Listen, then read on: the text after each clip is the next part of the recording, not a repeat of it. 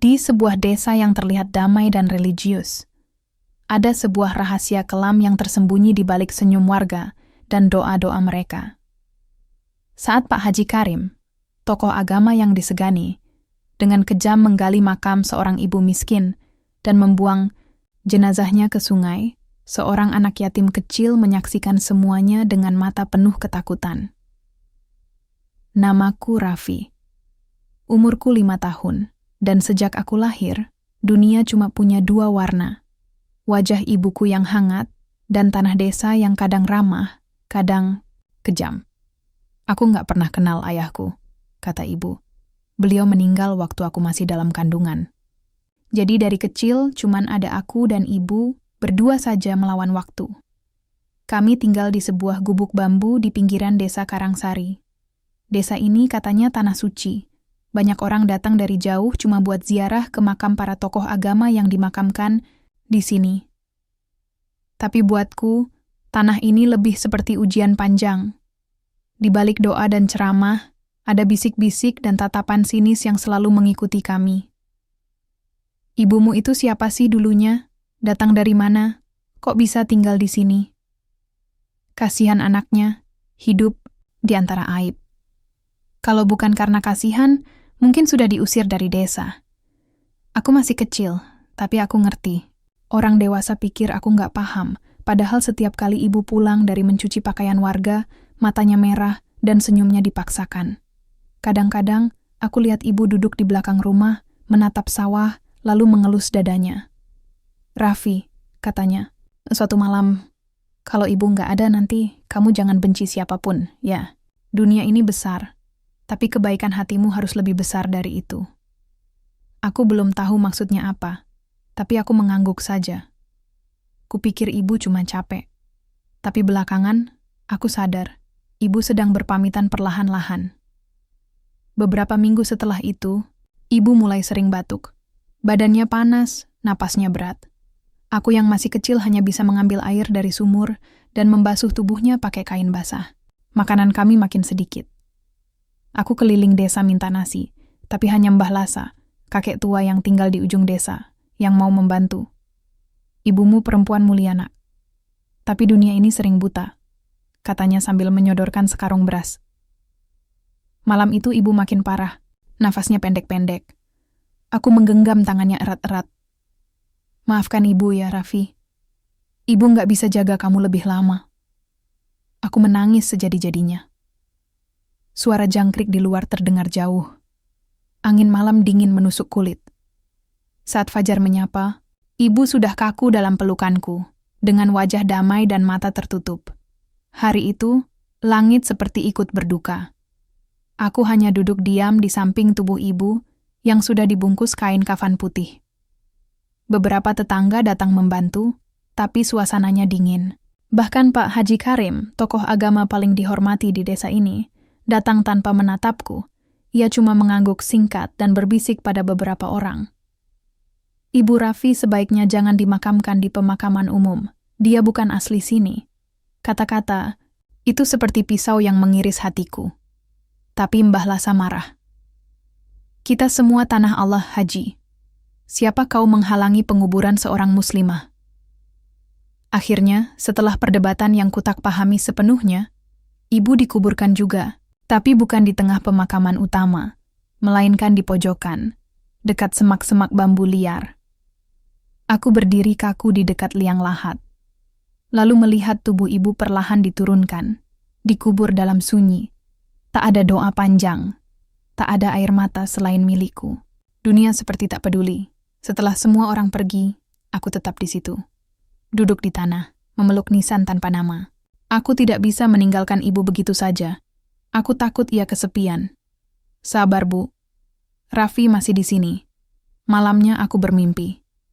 Ibu datang dengan senyum yang lebih terang dari bulan. Tapi ia berdiri jauh, seperti di balik tirai cahaya. Raffi, jangan takut. Ibu selalu ada. Kamu harus kuat, ya. Sebentar lagi, semuanya akan berubah. Aku terbangun dengan peluh membasahi wajah. Angin malam sejuk.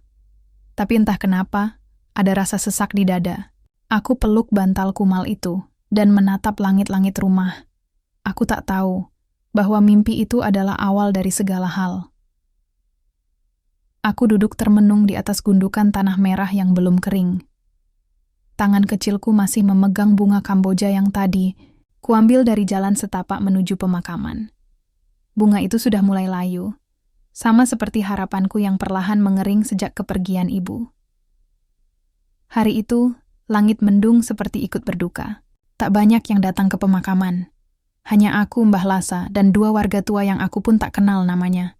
Selebihnya, warga desa lebih memilih menutup jendela dan mengintip dari balik tirai. "Ibumu perempuan baik, Nak," kata Mbah Lasa lirih. Suaranya hampir tenggelam oleh desir angin. Aku hanya mengangguk. Tenggorokanku tercekat.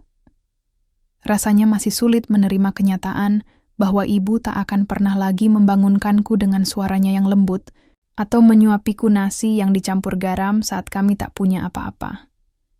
Tapi rasa kehilanganku belum seberapa dibanding luka yang kuterima di hari-hari setelahnya. Beberapa hari setelah pemakaman, suasana desa mulai berubah. Aku merasakannya. Udara jadi lebih dingin meski matahari bersinar terik. Setiap aku lewat, bisik-bisik terdengar, dan anak-anak seusiaku tak lagi mau bermain denganku. Bahkan, ada yang melempariku dengan kerikil kecil sambil berteriak, "Anak pembawa sial." Aku mencoba tetap kuat. Aku terus datang ke makam ibu setiap sore, membersihkan rumput yang mulai tumbuh liar, dan mendoakannya sambil menahan air mata. Namun pada suatu siang yang terik, semua berubah. Dari kejauhan, aku melihat sebuah truk besar berwarna kuning melaju pelan ke arah pemakaman. Aku belum pernah melihat kendaraan sebesar itu sebelumnya di desa kami. Di balik kabin, berdiri seseorang yang sangat kukenal, Pak Haji Karim. Jubah putihnya berkibar tertiup angin, sorban di kepalanya melilit rapi, dan wajahnya tampak lebih serius dari biasanya.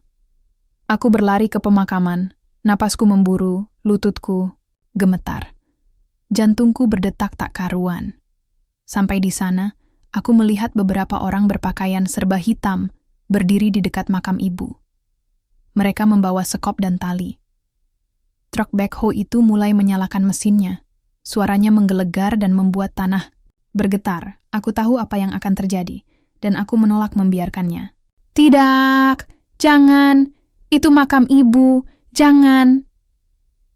Aku berteriak sekuat tenaga, suaraku melengking di tengah kerumunan yang mulai berkumpul. Tapi tidak ada yang mendengarkan. Bahkan Pak Haji hanya melirikku dengan pandangan dingin, lalu mengalihkan pandangannya.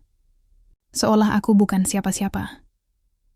Orang seperti dia tidak layak dimakamkan di tanah ini, teriak Pak Haji lantang. Dia membawa aib, martabat desa ini harus dijaga.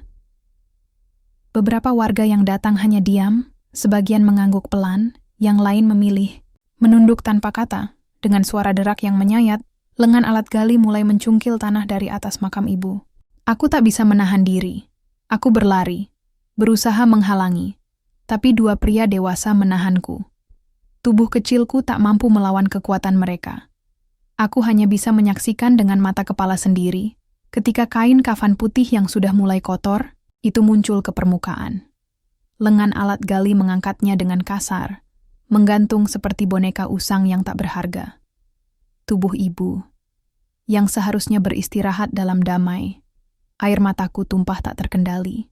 Aku menjerit menangis berteriak memanggil nama ibu. "Ibu, jangan, jangan sakiti ibu." Tapi jeritanku seperti dibungkam langit yang cerah. Tak ada angin, tak ada hujan.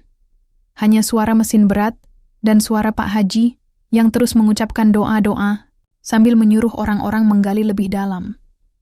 Setelah jenazah ibu berhasil diangkat, truk lain datang, truk sampah. Di sanalah jasad ibu dilemparkan. Ya, dilemparkan begitu saja. Tidak ada kain baru. Tidak ada penghormatan terakhir. Tidak ada doa. Hanya kehinaan yang dipertontonkan di hadapan anaknya sendiri. Setelah semuanya selesai, orang-orang bubar begitu saja. Pak Haji naik ke dalam mobilnya dan pergi tanpa sedikit pun menoleh ke arahku. Seakan tak terjadi apa-apa. Aku masih berdiri di sana. Kaki gemetar, tubuh kotor oleh tanah, dan hatiku remuk. Malam itu aku berjalan tanpa arah. Aku bahkan tidak tahu harus tidur di mana. Tapi kakiku membawa ke tepi sungai. Dan di sanalah, dari kejauhan, aku melihat sesuatu yang tak akan pernah kulupakan. Sesuatu mengambang di permukaan air, terseret arus pelan. Aku tahu. Itu ibu dot kain kafan yang sudah sobek di beberapa bagian. Tubuh itu terbujur kaku, hanyut di bawah. Sungai yang mengalir membelah desa. Airnya tampak hitam pekat, berbeda dari biasanya. Tiba-tiba, angin bertiup kencang. Pepohonan di sekitarku meliuk-liuk seperti sedang menari dalam amarah. Aku merasakan bulu kudukku berdiri. Suara pelan terdengar di telingaku. Bukan suara manusia, tapi seperti bisikan, dalam, berat, dan menyakitkan. Raffi, dengarkan ibu. Aku menoleh ke sekeliling. Tidak ada siapa-siapa, tapi suara itu terdengar lagi. Lebih jelas, lebih menyayat. Maafkan ibu, kamu harus kuat. Darahmu bukan darah biasa. Aku terdiam. Tubuhku menggigil, tapi bukan karena dingin. Karena ketakutan. Karena keanehan. Karena aku mulai merasa ada sesuatu yang bangkit dalam diriku. Aku berjongkok di pinggir sungai, menangis sejadi-jadinya. Aku memanggil ibu lagi dan lagi, berharap semua ini hanya mimpi. Tapi malam itu, aku tahu hidupku tidak akan pernah sama lagi. Air sungai malam itu dingin seperti es, menusuk kulit kakiku saat aku berdiri di tepinya. Angin malam membawa aroma lembab, bercampur bau lumpur dan dedaunan busuk. Tapi ada sesuatu yang lain, bau aneh yang asing tapi entah kenapa terasa akrab, seperti bau dupa yang sering ibu nyalakan saat berdoa di malam Jumat. Aku tetap berdiri di sana, menatap permukaan air yang beriak pelan. Bayangan tubuh ibu yang tadi hanyut masih terbayang jelas di pelupuk mataku. Bahkan ketika arus membawanya menjauh, rasanya seperti tali tak kasat mata tetap mengikatku padanya. Ibu, bisikku pelan, seolah ia masih bisa mendengarku. Air mata sudah kering di pipi, tapi dadaku terasa berat. Dunia seakan berhenti. Suara jangkrik pun terdengar samar, seolah alam pun menahan napas setelah melihat kejadian siang tadi. Aku duduk di atas batu besar yang menjorok ke sungai. Kakiku menggantung, berayun pelan, dan mataku terus menatap ke arah air yang mengalir. Tiba-tiba, aku merasa tubuhku bergetar. Bukan karena dingin, tapi karena suara itu lagi. Pelan. Dekat. Dari arah belakang. Raffi, aku menoleh cepat. Tak ada siapapun. Tapi detik berikutnya, seberkas cahaya samar muncul di atas air, seperti kabut tipis yang berpendar. Cahaya itu membentuk bayangan. Semakin lama, semakin jelas. Wajah. Ibu. Aku ternganga. Tak percaya. Wajah ibu muncul dalam kabut di atas air. Tersenyum. Tapi bukan senyum bahagia. Ada kesedihan di sana. Luka. Dan kekuatan yang sulit dijelaskan. Ibu, aku berbisik, jantungku berdetak tak karuan. Bayangan itu mendekat, tapi tak membuat air bergelombang. Seolah ia tak menyentuh permukaan sungai sama sekali. Aku membeku. Tak bisa bergerak. Maafkan ibu meninggalkanmu secepat ini, nak, ucapnya. Lirih. Suaranya tak berasal dari mulut bayangan itu, tapi langsung menggema di dalam kepalaku. Aku mengangguk pelan. Ibu nggak salah apa-apa. Ibu diperlakukan tidak adil. Mereka semua jahat. Bayangan ibu tertunduk. Lalu ia mengangkat kepalanya dan menatapku lekat-lekat. Raffi, dengarkan baik-baik. Kamu bukan anak biasa. Darahmu mengalirkan warisan besar. Bukan harta, tapi amanah. Kamu keturunan dari wali yang dulu menjaga tanah ini, dari kegelapan. Tapi keturunan mereka yang dengki menyingkirkan kita. Aku terdiam. Aku bahkan tidak sepenuhnya paham apa maksudnya. Tapi bayangan itu melanjutkan. Selama aku dikubur, aku menjaga desa ini, menahan kutukan lama yang tertanam di tanah. di pepohonan, bahkan di udara. Tapi saat jenazahku dibuang, segel itu terbuka. Kutukan, Pak Haji Karim, Ia bukan hanya munafik, suara ibu memotongku. Leluhurnya adalah orang yang membantai para wali demi kekuasaan di zaman penjajahan. Mereka pura-pura menjadi pemuka agama, tapi sebenarnya adalah pewaris kegelapan. Dan kini, mereka kembali membuka jalan bagi kegelapan itu. Dadaku terasa seperti dipukul keras. Nafasku sesak. Lalu, aku harus apa, Bu? Tanyaku terbata. Bayangan itu perlahan mendekat. Cahaya dari wajah ibu seperti menghangatkan kulitku. Aku ingin memeluknya, tapi tanganku hanya menembus udara. Kamu akan dibimbing. Kekuatan itu akan datang saat kamu siap. Tapi kamu harus kuat, Raffi. Jangan biarkan kemarahan membakar hatimu. Gunakan cahaya, bukan dendam. Seketika cahaya itu mulai memudar. Aku panik. Ibu, jangan pergi lagi. Jangan tinggalkan aku. Bayangan, ibu tersenyum. Aku tak pernah benar-benar pergi. Aku akan selalu di hatimu. Dan saat itulah, semuanya hilang. Air sungai kembali seperti biasa. Dingin. Gelap. Sepi. Aku masih duduk diam. Tak tahu berapa lama. Mungkin semalaman. Sampai ayam berkokok dan fajar mulai menyingsing, aku sadar bahwa aku harus pulang. Tapi aku tak punya rumah lagi. Setelah ibu tak ada, gubuk kami di pinggir hutan diambil paksa oleh aparat desa atas perintah Pak Haji. Katanya tanah itu milik desa. Akhirnya aku berjalan menyusuri jalanan desa yang masih lengang. Beberapa warga menatapku dari jauh, tapi tak ada yang menyapa. Aku seperti hantu bagi mereka. Atau mungkin mereka tahu bahwa sesuatu sedang berubah dalam diriku. Dan memang benar.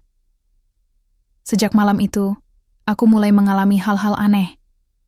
Awalnya kecil, seperti bisa mendengar suara orang dari kejauhan, atau tahu apa yang akan terjadi sebelum itu terjadi. Tapi lama-lama, semua semakin jelas. Suatu malam, aku bisa melihat bayangan hitam merayap di dinding rumah Pak Haji, seperti asap tebal yang hidup. Dan malam lainnya, aku bisa merasakan hawa panas membakar saat melewati masjid desa, tempat Pak Haji biasa memimpin doa. Aku tahu, sesuatu yang besar sedang bangkit. Dan itu bukan hanya tentang aku atau ibu, tapi tentang seluruh desa ini. Aku tak tahu kemana harus pergi. Tapi aku ingat pesan ibu. Kamu akan dibimbing. Dan malam itu juga, aku bertemu seorang kakek tua yang tinggal di luar desa. Orang yang katanya gila dan suka bicara sendiri. Tapi saat aku bertemu dengannya di hutan, dia menyapaku dengan nama. Raffi, akhirnya kamu datang. Langkah kakiku terasa berat saat mengikuti jalan setapak yang mulai tertutup semak dan akar pohon. Hutan ini bukan tempat yang biasa dilewati orang desa. Mereka menyebutnya Alas Wingit, tempat angker. Tapi aku tidak takut. Sejak ibu muncul di sungai dan mengatakan bahwa aku akan dibimbing, entah kenapa kakiku seperti tahu harus melangkah ke arah mana. Seperti ada yang memanggil. Dan ketika aku melewati batas pohon beringin besar itu, udara seketika berubah. Lebih sejuk, lebih hening. Tapi juga terasa berat. Seperti ada yang mengawasi. Dan benar saja, di antara lebatnya pepohonan, ada sebuah gubuk kayu reot berdiri miring, tertutup lumut dan sulur tanaman liar. Dari luar tampak sepi, tapi saat aku mendekat, terdengar suara batuk berat dan kayu berderak. Aku berdiri di depan pintu, ragu. Sebelum aku bisa mengetuk, suara dari dalam memanggilku. Masuklah, Raffi. Aku membeku. Siapa dia? Kenapa dia tahu namaku? Perlahan aku dorong pintu kayu itu. Terdengar decitan panjang, dan di dalamnya kulihat seorang lelaki tua duduk di atas, tikar pandan usang. Rambutnya putih semua, tapi matanya tajam. Matanya bukan seperti orang pikun. Ada sesuatu yang hidup di sana. Sesuatu yang tahu banyak hal. Kau datang lebih cepat dari yang kuduga, katanya sambil tersenyum samar. Silakan duduk. Aku duduk bersila, menahan gemetar yang tak bisa kujelaskan. antara takut dan bingung. Siapa kakek sebenarnya? Tanyaku pelan. Orang desa memanggilku Mbah Surya, tapi aku bukan siapa-siapa. Aku hanya penjaga. Penjaga? Iya, penjaga garis yang dulu ditinggalkan para wali. Garis keturunanmu, Raffi. Jantungku berdegup kencang. Jadi, ibu tidak bohong. Kakek ini tahu semuanya. Mereka kira dengan mengasingkanku ke hutan ini, mereka bisa menyembunyikan sejarah. Tapi sejarah tidak pernah mati, Nak. Hanya tertidur, menunggu saat yang tepat untuk bangun kembali. Aku menatap wajah tuanya dengan mata membelalak. Apa maksudnya? Apa hubungan semua ini dengan ibu? Mbah Surya menghela napas panjang. Ia berdiri pelan dan mengambil sebuah kotak kayu kecil dari sudut gubuk. Dibukanya perlahan, dan dari dalamnya ia mengeluarkan sehelai kain putih dengan benang emas di pinggirannya. Di tengah kain itu ada simbol aneh, seperti bintang dengan huruf Arab di tiap ujungnya. Inilah warisan leluhurmu, kain penutup makam para wali. Dulu, kain ini digunakan untuk menjaga makam kakek buyutmu, Waliullah Syekh Abdul Ghaffar. Ia yang pertama kali menetralisir tanah ini dari kekuatan kelam yang dibawa oleh penjajah Belanda dan para dukun hitam. Aku mengangguk pelan, terpana. Seluruh cerita ini seperti dongeng. Pak Haji Karim dan leluhurnya adalah bagian dari mereka yang menandatangani perjanjian hitam. Demi kekuasaan dan pengaruh, mereka rela mengkhianati agama dan menjual nama Tuhan. Mereka membantai para wali, termasuk kakek buyutmu. Tubuhku menegang. Dan ibumu adalah penerus terakhir garis wali. Tapi karena perempuan, dia menyembunyikan warisan itu. Ia tidak pernah menggunakannya. Ia hanya menjaganya dengan diam. Tapi saat makamnya digali dan tubuhnya dibuang ke sungai, segel pelindung desa pun rusak. Aku menggigit bibir, nafasku sesak. Semua kembali ke satu titik, Pak Haji Karim. Jadi sekarang semua bebas? Kekuatan jahat itu? Mbah Surya mengangguk.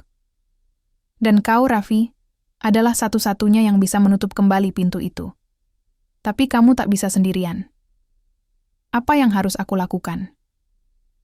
Kakek itu mengambil segenggam tanah dari pojok gubuk dan meletakkannya di atas kain warisan.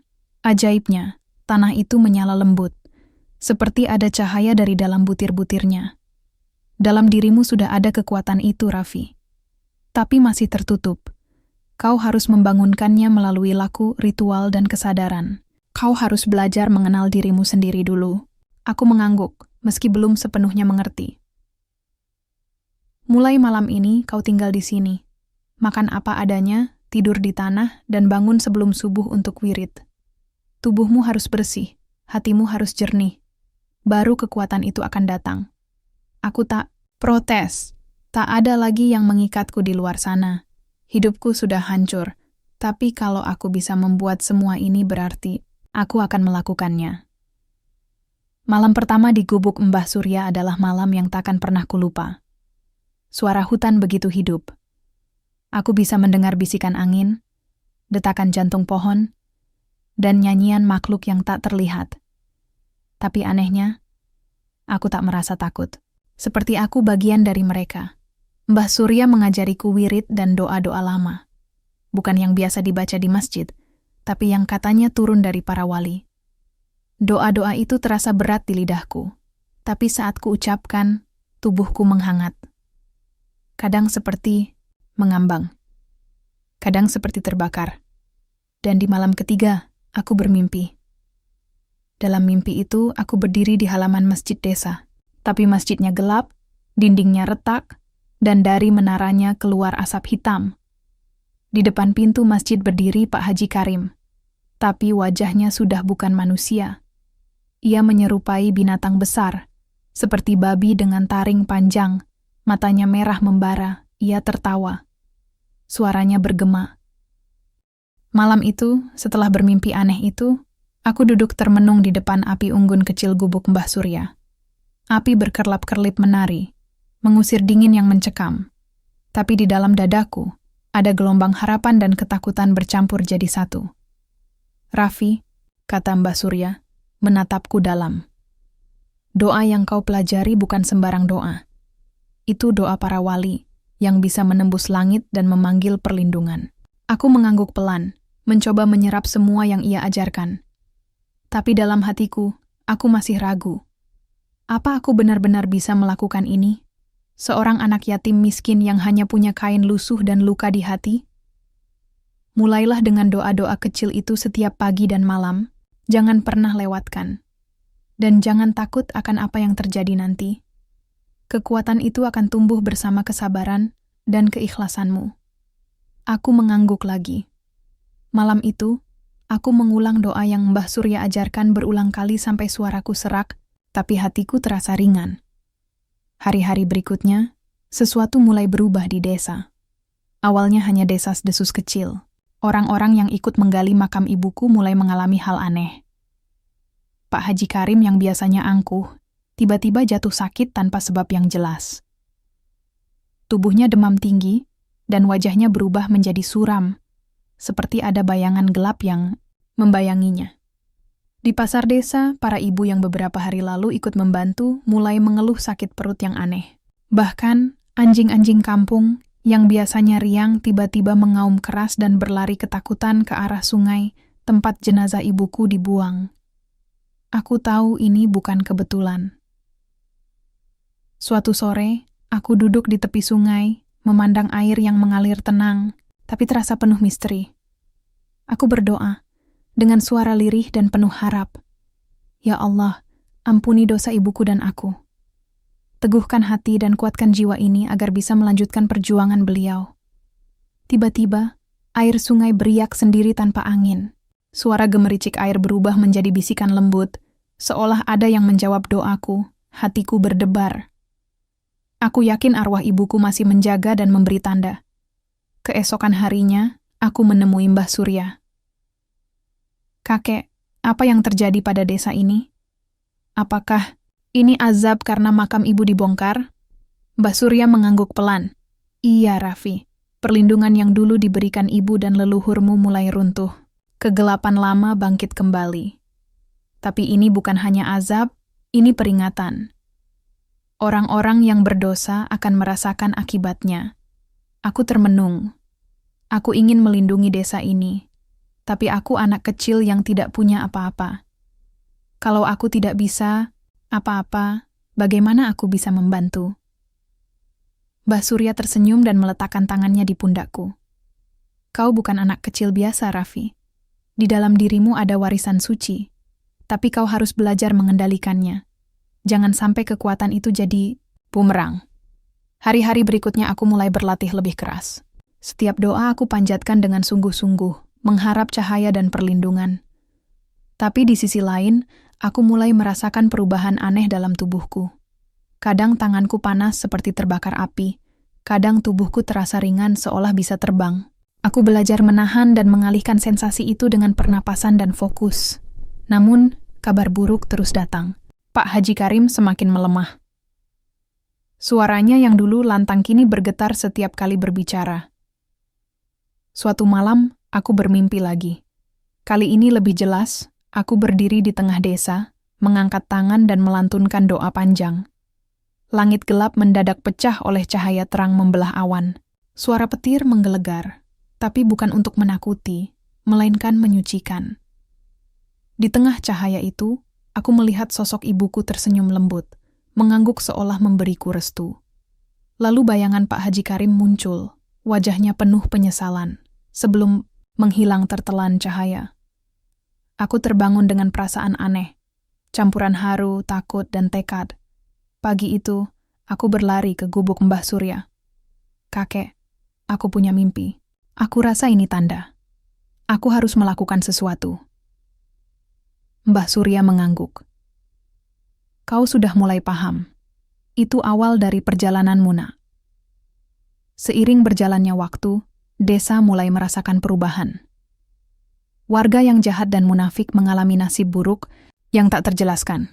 Tapi aku juga merasakan beban berat di pundak. Ini bukan sekadar tentang membalas dendam, tapi menjaga keseimbangan antara terang dan gelap. Aku mulai mengerti bahwa doa dan keikhlasan bukan hanya untuk diri sendiri, tapi juga untuk desa yang aku cintai meski sering menghinaku. Aku masih kecil, tapi doa yang kuucapkan kini seperti membelah langit, membuka pintu harapan di tengah kegelapan. Dan aku tahu, perjalanan ini baru saja dimulai. Sejak pagi, udara di desa terasa berbeda. Seperti ada tekanan berat yang menggantung di langit, membuat segala sesuatu tampak suram dan penuh ketegangan. Aku merasakan getaran aneh di tanah, seolah desa itu sendiri sedang menahan napas. Pak Haji Karim, yang dulu selalu berdiri dengan gagah dan penuh wibawa, kini terlihat lunglai. Badannya kurus dan kulitnya menguning, matanya tajam tapi penuh ketakutan. Beberapa warga yang dulu memujanya mulai menjaga jarak, merasa ada sesuatu yang mengerikan sedang menimpa mereka. Aku berdiri di depan rumah kecil kami, menatap ke arah rumah Pak Haji yang megah, tapi kini seperti sarang bayang-bayang. Dalam hati aku berdoa, berharap semua ini segera berlalu, tapi juga tahu bahwa ini baru permulaan. Pagi itu, aku pergi ke mushola kecil dekat rumah Mbah Surya. Di sana sudah berkumpul beberapa warga desa. Wajah mereka terlihat cemas. Suara bisik-bisik memenuhi udara, membicarakan berbagai hal aneh yang terjadi akhir-akhir ini. Tadi malam, aku melihat api membakar sendiri di atas atap rumah Pak Haji. Ujar seorang ibu paruh baya dengan suara gemetar.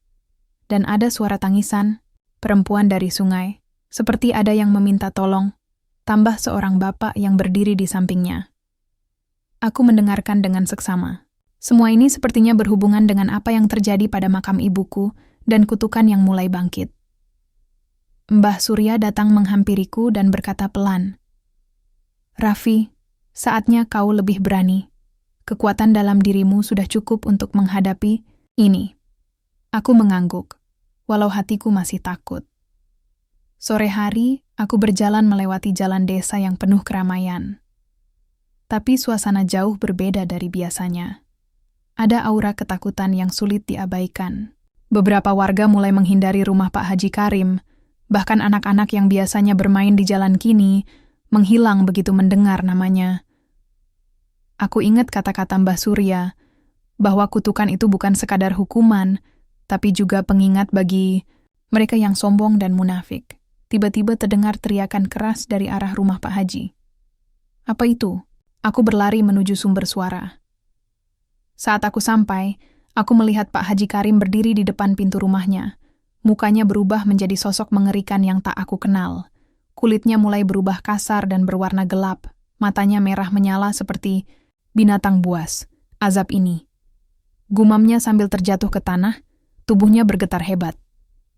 Orang-orang yang berkumpul di sekitar mulai mundur dengan ketakutan. Mereka berbisik, "Ini bukan manusia lagi. Ini azab dari Yang Kuasa." Aku menatapnya dengan campuran takut dan iba. Pak Haji yang selama ini memimpin doa dan ceramah, kini jatuh oleh akibat perbuatannya sendiri. Malam harinya, desa diselimuti keheningan yang mencekam. Aku duduk di dalam kamar, mencoba mengumpulkan keberanian. Doa-doa yang kupanjatkan semakin kuat, tapi aku merasa ada tekanan besar yang datang. Lalu aku mendengar suara ketukan pelan di pintu. "Raffi," suara lembut Mbah Surya dari luar. Aku membuka pintu dan ia masuk membawa sebuah kitab tua. "Kini saatnya kau memahami sejarah desa ini dan keluargamu lebih dalam," katanya. Aku membuka halaman kitab itu dan membaca kisah tentang leluhur desa, tentang seorang wali yang dikutuk karena kedengkian manusia, dan tentang perlindungan yang diwariskan kepada keturunannya. Pak Haji Karim dan keluarganya dulu adalah bagian dari mereka yang menghancurkan kedamaian itu. Maka kutukan ini membalasnya, turun menimpa keturunannya. Hatiku berdebar. Semua terasa seperti lingkaran yang tak bisa diputus begitu saja. Hari-hari berikutnya aku terus berlatih dan belajar. Kekuatan dalam diriku semakin nyata, dan aku mulai mengerti bagaimana menggunakan doa dan energi itu untuk melindungi diri dan desa. Tetapi aku juga menyadari bahwa kutukan ini tidak hanya mengenai Pak Haji Karim saja, tapi juga bisa menyerang siapa saja yang berbuat jahat. Suatu sore, Ketika aku kembali dari mushola, aku melihat seorang pemuda yang biasanya sombong dan suka meremehkan aku, tiba-tiba jatuh tersungkur dengan wajah pucat pasi dan tubuh yang bergetar. Aku mendekatinya dan bertanya, "Apa yang terjadi?" Dengan suara lemah dia berkata, "Aku merasa seperti ada yang menuntut balas. Aku takut." Aku terdiam. Ini adalah bukti bahwa kutukan itu nyata dan menyebar. Bab ini diakhiri dengan aku berdiri di depan sungai, memandang air yang mengalir tenang tapi penuh misteri. Aku tahu perjuangan ini belum selesai. Aku masih harus melindungi desa ini, menghadapi para pendosa dan menjaga keseimbangan antara terang dan gelap. Tapi aku tidak sendiri. Aku punya doa, warisan leluhur, dan keyakinan bahwa kebaikan akan menang. Aku mengangkat tangan ke langit dan berbisik, "Ya Allah, kuatkan aku untuk menjaga amanah ini. Jangan biarkan kegelapan menang." Dan langit malam itu seolah menjawab dengan kilatan cahaya yang membelah kegelapan. Udara di desa semakin berat, seperti ada beban yang terus menekan setiap sudut. Setiap langkah yang aku ambil terasa seperti berjalan di atas kaca pecah, perih, dan rapuh. Warga desa mulai bicara lebih terbuka tentang Pak Haji Karim dan kutukan yang menimpanya. Tapi di balik itu semua, aku merasakan ketakutan yang dalam. Bukan hanya karena azab itu sendiri, tapi karena rahasia lama yang mulai terkuak. Pagi itu aku kembali ke rumah Mbah Surya untuk belajar. Buku-buku tua yang dia berikan, kusingkap dengan perlahan. Di halaman-halaman itu kutemukan cerita yang lebih dari sekadar kutukan. Ada dendam lama yang tersembunyi di balik nama Pak Haji Karim dan keluarganya. Dulu, nenek moyang Pak Haji adalah orang-orang yang menindas leluhur ibuku. Mereka merampas tanah, menyebarkan kebohongan, bahkan membunuh dengan licik. Nenek moyangku, seorang wali yang mulia, akhirnya mengutuk keluarga itu agar kutukan turun sampai generasi berikutnya. Aku merasakan gelombang emosi yang campur aduk, sakit hati, marah, tapi juga berat karena ini bukan sekadar cerita masa lalu. Ini cerita yang hidup dan mengalir dalam darahku dan darah Pak Haji. Tiba-tiba pintu rumah Mbah Surya diketuk keras. Seorang pria muda masuk tergopoh-gopoh, wajahnya penuh kecemasan. "Raffi, kau harus tahu, ada yang aneh di makam ibumu." Beberapa warga melihat cahaya hijau dan bayangan melayang-layang semalam, katanya dengan suara bergetar. Kami segera bergegas ke makam. Di sana, aku melihat sendiri cahaya redup berpendar di antara pepohonan, seperti penjaga yang tidak ingin makam itu diganggu lagi. Aku menyentuh tanah di sekitar makam dan merasakan getaran aneh, seperti panggilan dari arwah ibuku. Malamnya, aku duduk termenung di depan sungai tempat jenazah ibuku dibuang. Air mengalir pelan, tapi di dalamnya aku melihat bayangan samar yang menatap balik. Aku menutup mata dan berdoa keras, memohon petunjuk dan kekuatan. "Tuan muda, jangan takut," suara lembut terdengar di dalam hatiku. Aku membuka mata, tapi hanya melihat gelap. Suara itu adalah ibuku. Aku merasa hatiku meledak dengan rasa kasih dan kekuatan.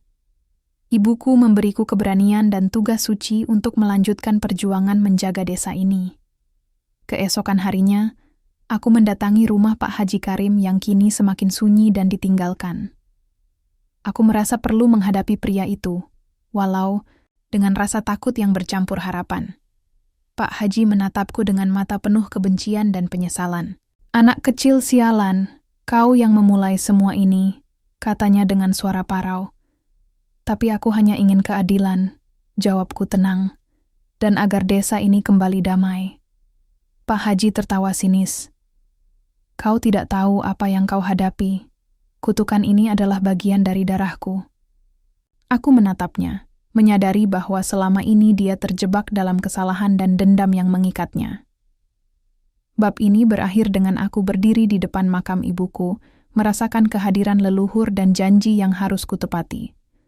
Kutukan dan dendam mungkin masih menghantui, tapi aku yakin cahaya kebenaran dan keberanian akan mampu mengubah semuanya. Malam itu, angin berhembus lebih kencang dari biasanya, membawa aroma basah tanah dan dedaunan yang gugur. Suasana desa terasa mencekam, seolah-olah langit pun ikut menahan napas. Aku berdiri di tengah jalan setapak, menatap rumah Pak Haji Karim yang kini seperti kastil terkutuk, penuh bayangan gelap yang bergerak-gerak tak beraturan.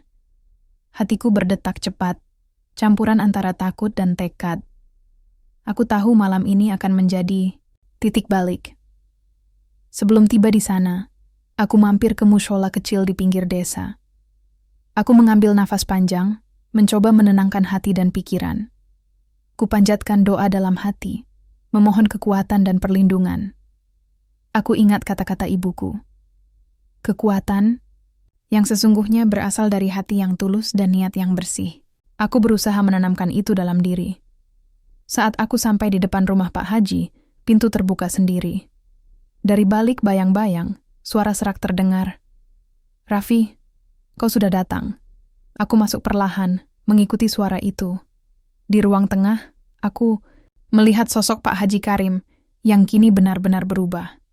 Matanya merah menyala, wajahnya mengerikan, seperti sosok yang bukan manusia lagi. "Aku sudah menyerah pada kutukan ini.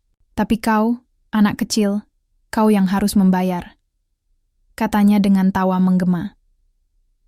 Aku mengangkat tangan, merapal doa dengan suara lantang. Energi mulai terasa mengalir dari dalam tubuhku. Kekuatan warisan leluhur yang selama ini kupelajari. Pertarungan batin dan spiritual itu berlangsung sengit. Pak Haji mencoba menyerang dengan energi gelap yang menakutkan. Tapi aku menangkisnya dengan doa dan kekuatan cahaya. "Kau tidak sendiri, Pak Haji. Ini bukan tentang dendam, tapi tentang keadilan dan kebenaran," kataku tegas. Tubuhnya bergetar, hebat wajahnya berubah kembali menjadi manusia, tapi napasnya tersengal-sengal. Aku menyesal," bisiknya. "Kutukan ini terlalu berat untukku. Tapi aku tak tahu bagaimana mengakhirinya." Aku mendekat dan meletakkan tangan di pundaknya. "Semua kesalahan bisa diperbaiki. Tapi kau harus mau berubah dan berani menghadapi masa lalu." Pak Haji menunduk, air mata mulai mengalir. Suasana seketika berubah hening. Terasa seperti ada kelegaan yang merambat di seluruh ruangan. Ketika fajar mulai menyingsing, aku keluar dari rumah Pak Haji dengan hati lega. Kutukan itu tidak serta-merta hilang, tapi ada harapan baru yang muncul. Desa ini mungkin masih penuh dengan luka dan kemunafikan, tapi kini ada cahaya yang menuntun ke arah perubahan. Aku tahu perjuangan ini belum selesai. Masih banyak yang harus dilakukan, banyak hati yang harus dibuka. Tapi malam itu aku yakin bahwa dengan keberanian dan doa, kami bisa menata kembali desa yang kami cintai. Setelah malam penuh ketegangan itu, desa terasa seperti bernafas kembali. Udara yang tadinya berat berubah lebih segar, seolah luka-luka lama mulai disembuhkan perlahan. Tapi aku tahu, penyembuhan bukan hal yang instan. Ini adalah proses panjang yang harus dijalani bersama-sama. Pagi-pagi sekali aku berjalan ke makam ibuku. Ku bersihkan daun-daun kering dan batu-batu kecil yang berserakan. Aku berbicara pelan, seolah ibuku ada di dekatku. "Ibu, aku janji akan menjaga desa ini. Tidak akan kubiarkan penderitaan ini berulang." Di samping makam, aku menemukan sebatang kayu kecil yang sudah terkikis waktu, sepertinya warisan leluhur. Kupeluk erat sebagai simbol kekuatan dan tanggung jawab. Warga desa mulai datang kepadaku dengan sikap yang berbeda. Mereka tak lagi menghindar atau memandang rendah. Beberapa malah meminta maaf atas perlakuan mereka selama ini. Pak Haji Karim pun mulai berubah. Meski belum sepenuhnya pulih, dia berusaha menebus kesalahan. Aku sering menjumpainya, berdiskusi tentang bagaimana kami bisa bersama-sama membangun kembali desa. Di sekolah, anak-anak mulai mengenalku bukan sebagai anak yatim yang malang, tapi sebagai seseorang yang punya cerita dan kekuatan. Aku jadi lebih percaya diri dan berusaha memotivasi teman-teman untuk tidak menyerah dalam menghadapi cobaan. Namun, aku tahu perjalanan ini tidak mudah. Ada bayang-bayang masa lalu yang masih mengintai. Tapi aku percaya, selama kami bersatu dan menjaga keikhlasan, tidak ada yang bisa menghancurkan harapan kami. Bab ini, aku tutup dengan aku menatap langit senja dari tepi sungai, mengingat semua yang terjadi dan menatap masa depan dengan penuh harapan. Hari-hari berlalu dan desa perlahan berubah. Tak lagi ada bisik-bisik penuh dendam atau tatapan penuh kebencian. Kini, ada kehangatan dan kebersamaan yang tumbuh, walau tidak mudah mencapai titik ini. Aku sering duduk di beranda rumah, menatap jalanan desa yang dulu penuh kegelapan, kini mulai dipenuhi tawa dan cerita baru. Pak Haji Karim kini menjadi sosok yang berbeda. Dia tak lagi menyembunyikan penyesalannya, bahkan aktif membantu warga dan memperbaiki hubungan yang retak. Kami berdua terkadang duduk bersama, membahas masa depan desa dan bagaimana menjaga warisan leluhur agar tidak hilang begitu saja. Aku pun semakin kuat dengan kekuatan spiritual yang kini kupelajari dan kujalani. Tapi aku tidak pernah melupakan asal-usul dan ibuku yang mengajarkanku arti perjuangan dan ketulusan. Aku sadar, kekuatan sejati bukan hanya berasal dari warisan leluhur, tapi juga dari hati yang tulus menerima dan memaafkan. Pada suatu sore, aku berjalan ke makam ibuku. Ku bersihkan lagi dan meletakkan bunga segar di atas batu nisannya. Angin berhembus lembut, dan aku merasakan kehadiran ibuku menguatkan langkahku. Aku siap, Bu, bisikku, untuk menjaga desa ini dan meneruskan perjuangan kita. Cahaya, senja menyinari desa, membawa harapan baru yang tak pernah padam. Aku tahu perjalanan ini belum selesai, tapi aku yakin, dengan kebersamaan dan keikhlasan, kami akan mampu menghadapi apapun yang datang. Cerita ini kututup dengan senyum kecil di bibirku, berharap pembaca bisa merasakan perjalanan batinku, dari luka dan penderitaan menuju pengampunan dan cahaya.